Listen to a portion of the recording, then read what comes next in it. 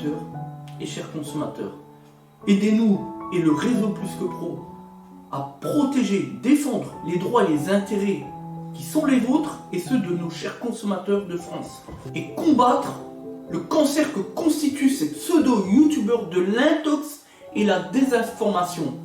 Parce que nous, on ne triche pas de calomnie, on dit la vérité.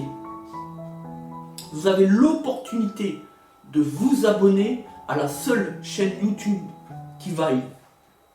À vous de jouer. Merci de nous avoir donné votre confiance. Je vais vous dire une chose. Notre rôle, c'est la défense du consommateur, mais aussi la défense du système économique sur lequel repose tout l'ensemble de notre modèle de société. Par conséquent, j'entends par là défendre les consommateurs contre les arnaques et les injustices, mais aussi les professionnels de tous bords, pas simplement que dans nos métiers, les métiers de l'automobile, mais de toute activité confondue.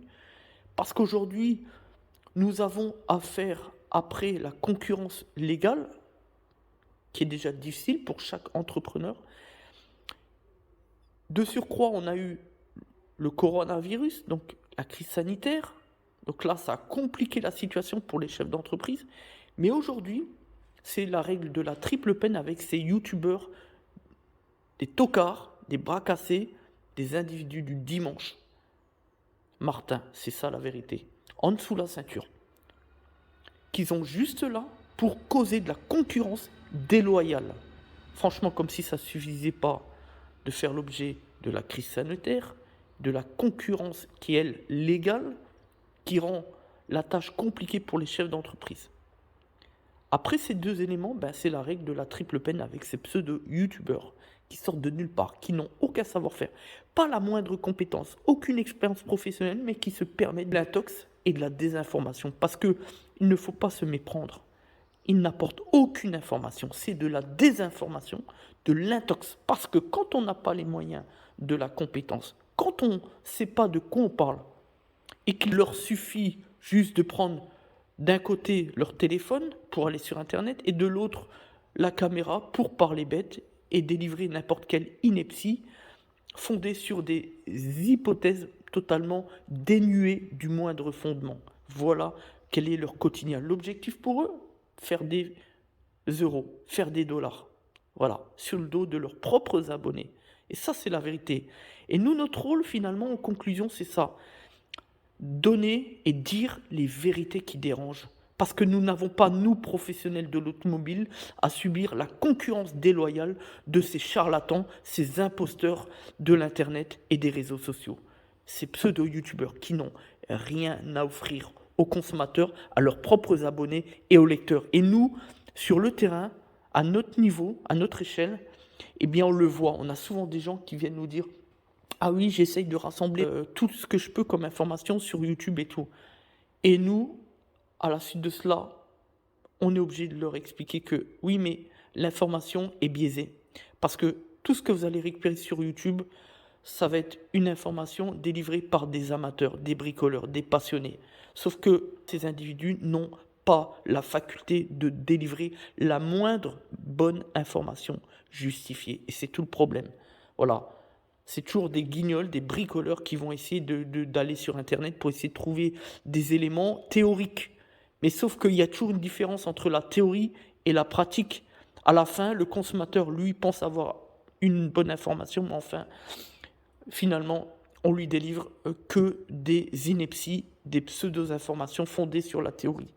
Et nous, en tant que professionnels dans les métiers de l'automobile, on est bien placés pour savoir que, eh bien, tout simplement, la théorie, ça ne fait pas tout, et bien au contraire, c'est souvent biaisé par rapport à des cas pratiques, par rapport à la réalité du terrain, tout simplement. Voilà.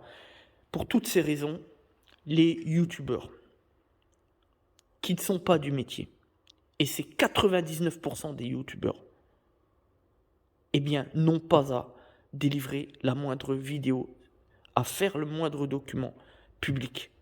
C'est une faute de concurrence déloyale. Et ça leur vaudra des actions en justice qui mettront un terme à leur chaîne YouTube Bientôt, on a les jurisprudences. Et bientôt, on pourra les attaquer. Et je vais en faire une question de principe. On les mettra à terre tous. Ça prendra le temps qu'il faudra, mais on fera des actions collectives et on va mettre un terme à cette gangrène, à ce cancer qui pollue l'Internet et surtout les réseaux sociaux. Voilà. Leur action est parfaitement inacceptable. On l'a déjà expliqué. Voilà. Mais le problème, c'est que, bah oui, c'est leur gagne-pain, donc forcément, ils sont bien contraints de continuer à faire leur merde, parce que j'appelle pas autre chose que de la merde. Voilà ce qu'ils font, de la merde.